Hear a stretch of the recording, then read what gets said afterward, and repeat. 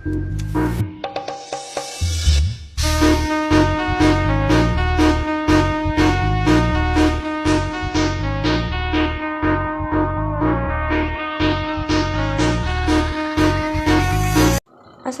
warahmatullahi wabarakatuh.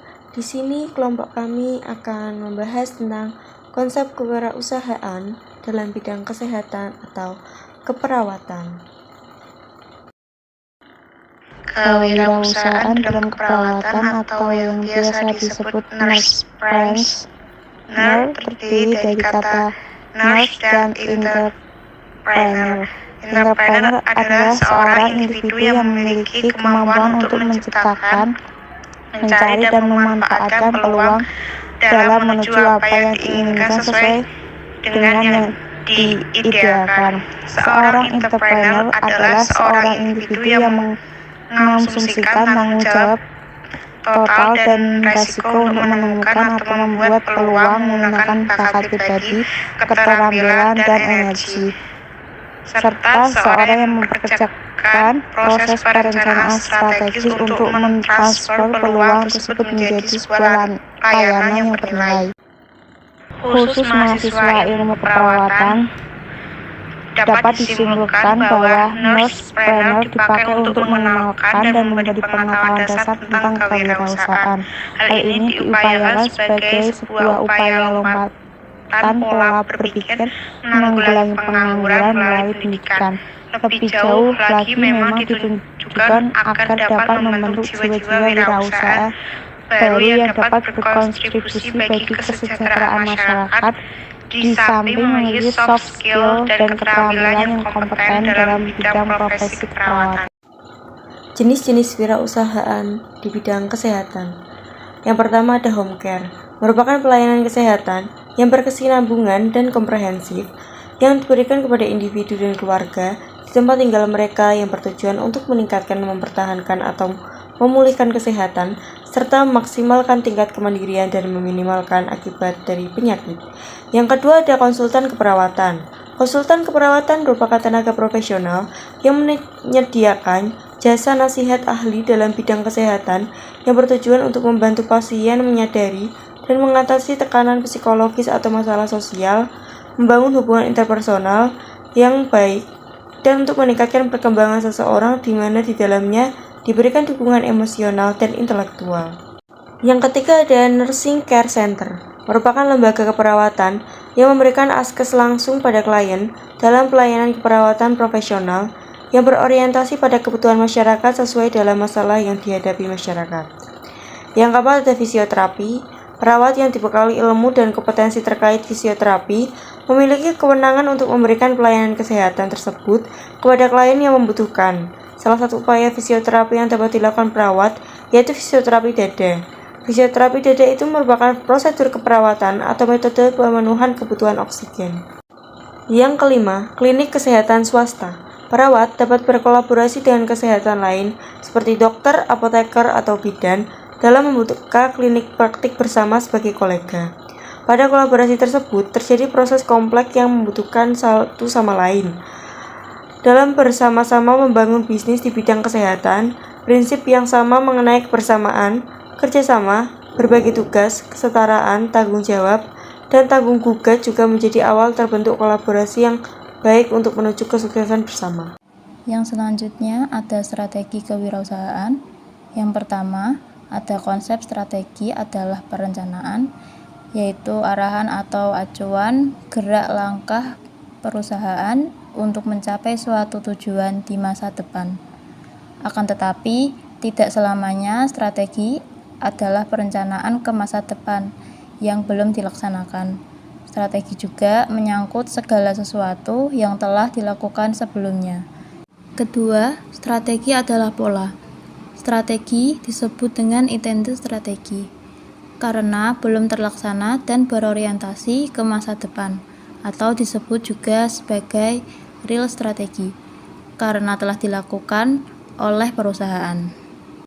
3. Strategi adalah posisi, artinya memposisikan produk tertentu ke pasar tertentu yang dituju.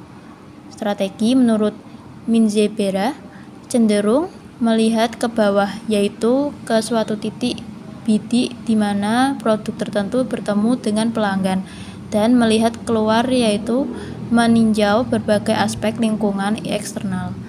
Keempat, strategi adalah perspektif yang cenderung lebih melihat ke dalam organisasi, dan yang ke atas yaitu melihat grand vision dari perusahaan. Kelima, strategi adalah pemain atau play. Strategi adalah suatu maneuver tertentu untuk memperdaya lawan atau pesaing. Kompetensi kewirausahaan. Yang pertama, managerial skill. Managerial skill atau keterampilan manajerial merupakan bekal yang harus dimiliki wirausaha. Seorang wirausahawan harus mampu menjalankan fungsi, yaitu fungsi perencanaan, pengorganisasian, penggerakan, dan pengawasan, agar usaha yang dijalankannya dapat mencapai tujuan yang diinginkan. Kemampuan menganalisis dan mengembangkan pasar, kemampuan mengelola sumber daya manusia, material, uang, fasilitas, dan seluruh sumber daya perusahaan merupakan syarat mutlak untuk menjadi wirausaha sukses. Kedua, konseptual skill, kemampuan untuk merumuskan tujuan, kebijakan, dan strategi usaha merupakan landasan utama menuju wirausaha sukses. Tidak mudah memang mendapatkan kemampuan ini.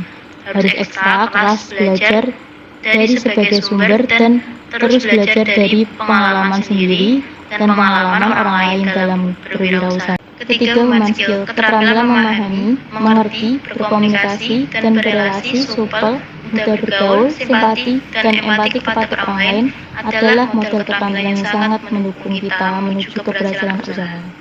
Dengan keterampilan seperti ini, kita akan memiliki banyak peluang dalam merintis dan mengembangkan usaha. Upaya yang dapat dilakukan untuk meningkatkan kemampuan ini misalnya dengan melatih diri di berbagai organisasi, bergabung dengan klub-klub hobi, dan melatih kepribadian kita agar bertingkah laku menenangkan bagi orang lain. Keempat, decision making skill atau keterampilan merumuskan masalah dan mengambil keputusan. Sebagai seorang wirausaha, seringkali dihadapkan pada kondisi ketidakpastian. Berbagai permasalahan biasanya bermunculan pada situasi seperti ini. Wirausaha dituntut untuk mampu menganalisis situasi dan merumuskan berbagai masalah untuk dicarikan berbagai alternatif pemecahannya. Yang terakhir, kelima, time managerial skill atau keterampilan mengatur dan menggunakan waktu. Para pakar psikologi mengatakan bahwa salah satu penyebab atau sumber stres adalah ketidakmampuan seseorang dalam mengatur waktu dan pekerjaan. Ketidakmampuan mengelola waktu membuat pekerjaan menjadi menumpuk atau tak kunjung selesai sehingga membuat jiwanya gundah dan tidak tenang. Seseorang wirausaha harus terus belajar mengelola waktu.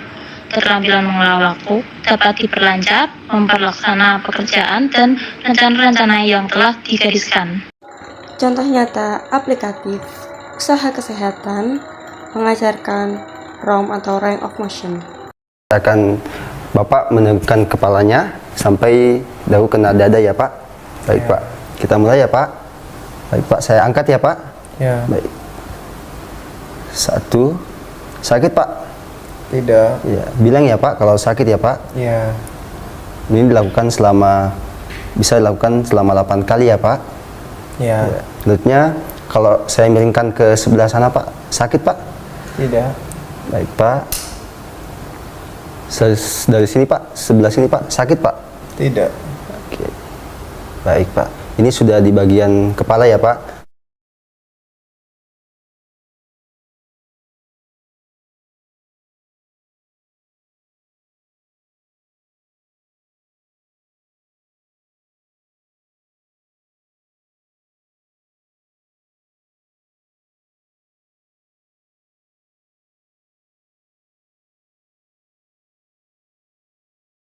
Sekarang di bagian lengan tangannya Pak. Kalau misalnya saya angkat sebentar, ngomong ya Pak kalau sakit. Ya. Ini sakit Pak? Sakit Pak? Tidak. Ya, baik Pak. Nah. Terus ini sakit Pak? Enggak. Kalau sampai sini Pak sakit? Enggak. Pak? Sakit Pak? Baik Pak. Ya. Selanjutnya saya miringkan Bapak ya. Saya bantu miringkan ya Pak.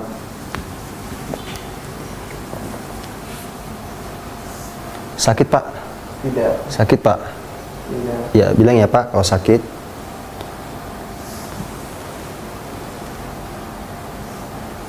sakit Pak. Ngomong ya Pak kalau badannya sakit. Baik Pak, kita balik lagi Pak. Ya.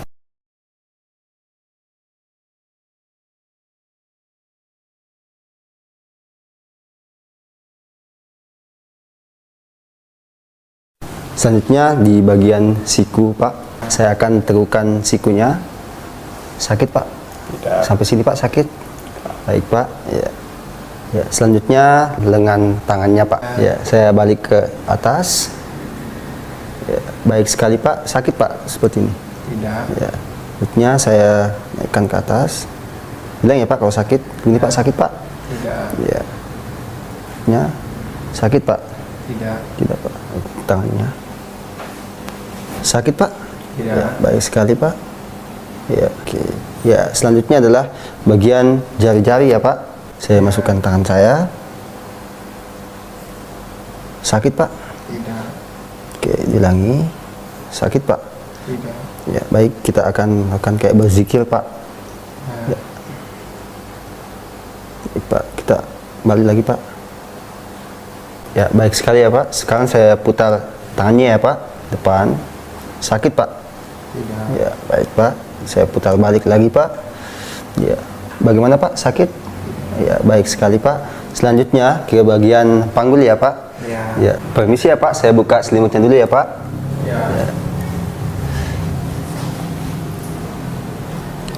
Baik, saya angkat kaki kanannya ya Pak. Ya. Kalau saya angkat, kalau sakit bilang ya Pak. Ya. Sakit Pak? Tidak. Saya angkat lagi naik seperti sakit Pak? Tidak. Lagi Pak, sakit? Ya.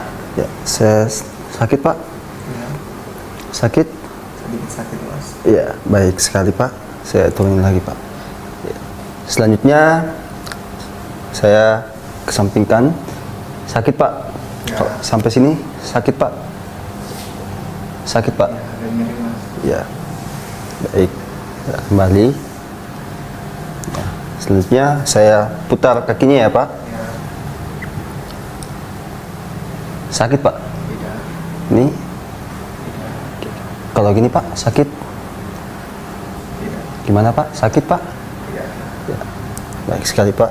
Nah, saya akan goyangkan kakinya ya Pak. Sakit Pak? Tidak. Sakit Pak? Tidak. Ya. Baik Pak. Selanjutnya posisinya saya miringkan badannya ya Pak. Ya. Saya bantu miringkan Pak. Baik Pak. Iya. Baik sekali Pak. Sakit Pak? Tidak. Bilang ya Pak kalau sakit. Tidak. Ya. Baik sekali Pak. Sakit Pak? Ya. Cukup Pak. Ya. Kita kembali ke posisi semula Pak. Ya. Selanjutnya bagian lutut ya Pak. Ya. Ya. Saya akan angkat lututnya. Ya. Sakit Pak? Tidak. Sakit? Sakit Pak? Ya, baik sekali Pak. Ya. Selanjutnya bagian pergelangan kaki ya Pak. Saya akan turunkan kakinya. Sakit Pak? Tidak. Ya. Kalau seperti ini sakit Pak? Tidak. Sakit Pak kakinya? Tidak. Baik sekali Pak. Selanjutnya ke jari-jari kaki ya Pak. Ya. Tidak. Seperti ini. Sakit Pak? Tidak. Ya, baik sekali Pak. Saya kencangkan ke belakang. Sakit Pak? Sakit Pak? Ya. Terus. Ini sakit Pak? Tidak. Ya, saya masukkan jari-jari tangan saya Pak. Ya. Sakit Pak? Tidak. Ya. Baik sekali Pak.